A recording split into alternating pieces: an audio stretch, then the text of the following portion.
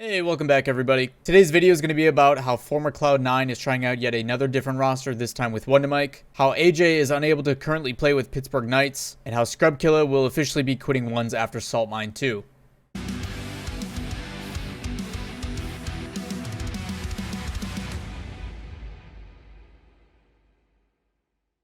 Since Squishy left over to NRG, Rad Enterprise has been trying out a plethora of different rosters. Because of the extended offseason that's going on, there really hasn't been much pressure to really look and finalize a third player. We saw all the extra time actually work out to their benefit and has worked out to the benefit to teams in the past. The first tryout was with Reddles and Codename Covert, where they actually ended up failing making it out of groups. There was Energy, Loco, and Flight also in that group, and you guys can kind of see the results on your screen now. During that exact same time, Reddles was actually playing for Envy to see how that roster went, which kind of let Illusion be in a really weird spot. That kind of led to a domino effect where, because Illusion wasn't really playing with that full roster, he then ended up trying out for a different roster, and in this case it ended up being Rad Enterprises also. The thing I've talked about numerous times is that Rad Enterprises, I think, had a better skill ceiling with Reddles. I think talent-wise it was better. But Illusion seemed to fit the rotational style, and it felt like it was a bit more flowy than with Reddles. It wasn't as chaotic. It seems like things were a little bit more controlled, and they could work together better as a cohesive unit. You're not going to get the high flashy plays as much, but you're going to get more consistent pressure and less mistakes out of it. A lot of times when we look into new rosters, or when we try to see how players are going to plug in, looking at things like how often do you double commit? How well do you guys spread on the field? Is the rotations clean? Are people in the right spot to make sure that when defense breaks down, there's someone there to help recover it? When you guys are under pressure, do you have the ability to rotate through without overlapping and the ability to clear the ball? And overall, they did look better with that with Illusion. During all that time, then, they ended up using Illusion, like I mentioned, during the Brawl 10K, where they had pretty similar results.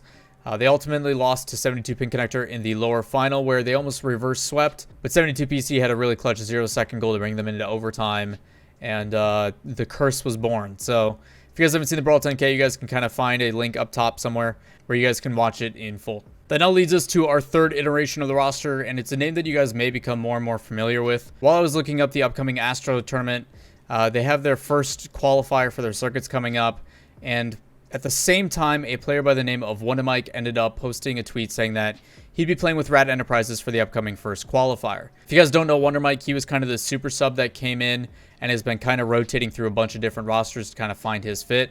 But the one thing that remains consistent with him is that he's been able to provide really excellent performances for numerous teams, probably the most notable being Charlotte Phoenix in the North America Spring Series, where he played and ended up qualifying with 72 Pin Connector in a position where both them and Charlotte Phoenix didn't think they would ever find themselves in.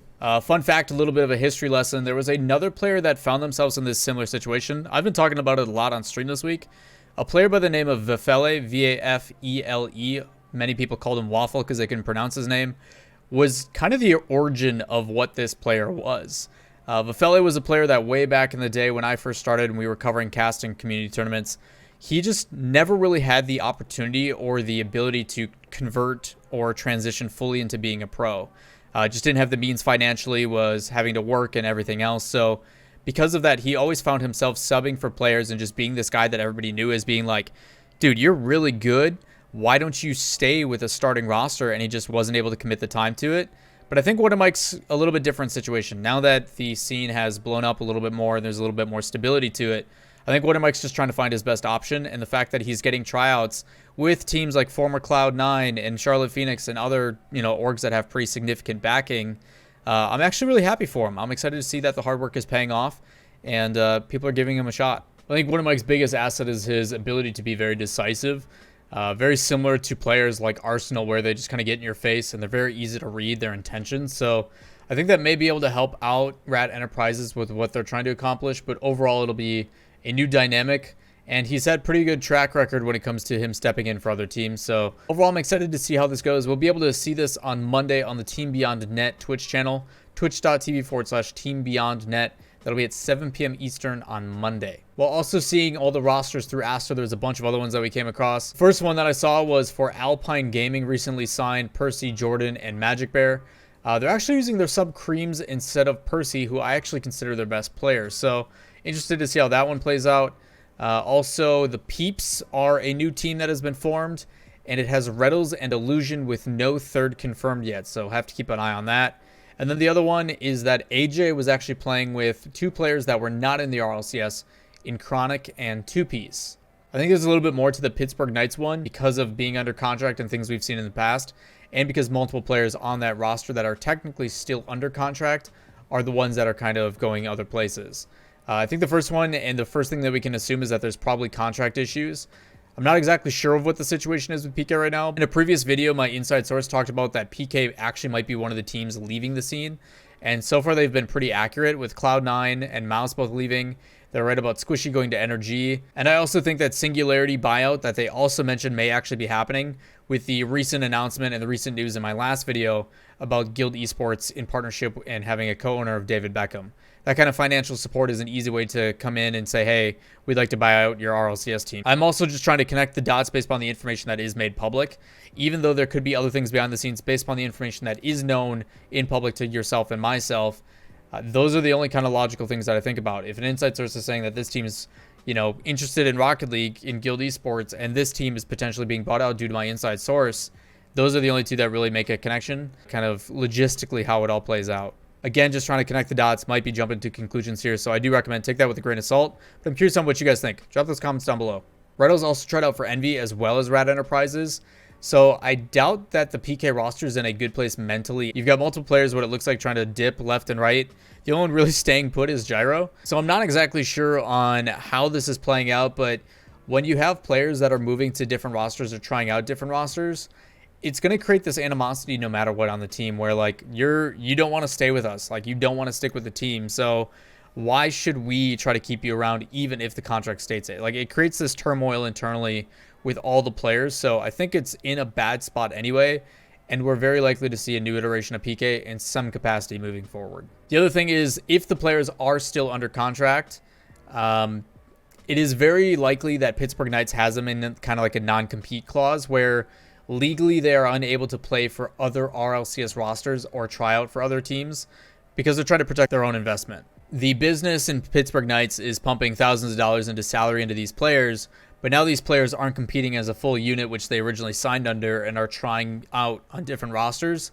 So there is very likely a chance that they're putting them kind of like on a retainer or like a do not compete or something to the extent where they're not allowed to go and kind of have their way and try out and find a new home because we're still paying you. And they're probably getting paid a lesser amount now because of that. But I assume PK is putting some sort of restrictions on it, and that's why AyyJayy is playing with Chronic and Two Piece, which I don't think he's doing anymore. The more and more I look at this page on Astro, which I'll link in the description, is it keeps changing. So again, I don't know if he's going to play with them or not, or if we're just going to go back to normal or what's happening. But my recommendation, check out that link and kind of pay attention. You can just click on the team names and it'll pop up with who's playing what.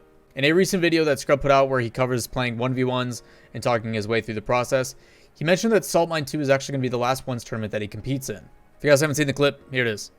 After Salt Mine 2, I'm never going to play 1v1 again. Probably keep recording 1v1 videos for you guys. Because playing like ranked 1v1 I guess is slightly bearable, but I mean Fairy Peak's literally the best 1v1 player and he hates the game mode as well. Like when I was the best 1v1 player I hated the game mode. You know, it doesn't, it's just not a very good game mode. But I'll probably keep recording ones for YouTube. Even though I don't really enjoy them. I don't know. I'm probably gonna have to mix up the content. I mean, you know, whatever gets views, am I right? But like every game's just the same. But 3v3 and 2v2 is a lot more variety in your games. I did reach out to Scrub in DMs and asked him like what the reasoning is, if he would like to elaborate, but he really brought up the fact that there wasn't really much to elaborate on. He also mentioned in the video you sometimes have to do things that you don't want to because they get views and they're ways to pay bills. I am a firm believer in that. It's sometimes, yes, these guys are playing video games for a living, but there are certain things that you do that even though you're not as passionate about, the community really grabs onto. So he's still making ones videos for that reason and plans to in the future. It's actually interesting to see.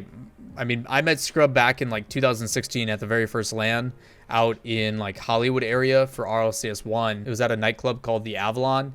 And Psyonix actually ended up flying him and his dad out. And like, he's this, 12, 13-year-old kid.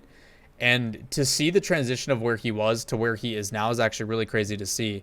The guy is literally grown up, and you're starting to see, even in that video and in that clip I just showed, the business sense is starting to pick up. He's finally starting to understand what it is. And the fact that he's expanding and his streaming's doing as well as it is, as well as his YouTube is starting to pop off. I think he's just shy of like 100K subs. So congrats to him.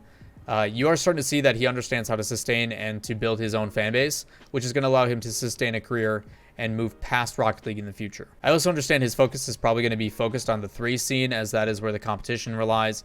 But again, I think Scrub is possibly going to be dealing with the mentality of kind of what Lethmir is doing right now, where yes, he wants to compete, but he's in a pretty good position when it comes to content creation. So does he want to have his content creation suffer a bit by going back into competition? Or is he going to just keep grinding with the potential outcome to where he no longer has a boss, he's self-sustained, he's doing his own thing. And with Scrub only being 17, that's a really good position to be in.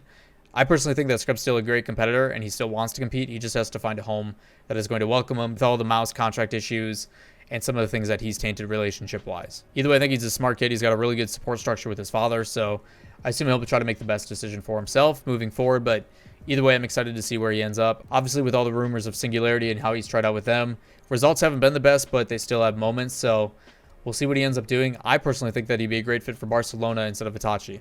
That is going to do it for the video today, guys. If you guys enjoyed the content, as always, give it a thumbs up. And if you have any questions, comments, or concerns, make sure you drop those down below, and I'll do my best to interact with those. And as always, if you haven't yet, make sure you guys hit subscribe and turn on notifications. That way you don't miss any of the daily content. We'll catch you guys next time. Peace. We're downstairs. I'm trying to record a video for work right now that you are interrupting my recording of. No, you're fine. Just keep going. I won't say anything bad. I don't think I have to edit this out now. Like, that's how this works. No, it's fine. Did John touch something? Touch mine. Look how many hands we got in here, Adam. Yeah. It's a lot of hands. Are they getting handsy? That's the real talk. Oh my god. These are smart. Fine. I'll be down.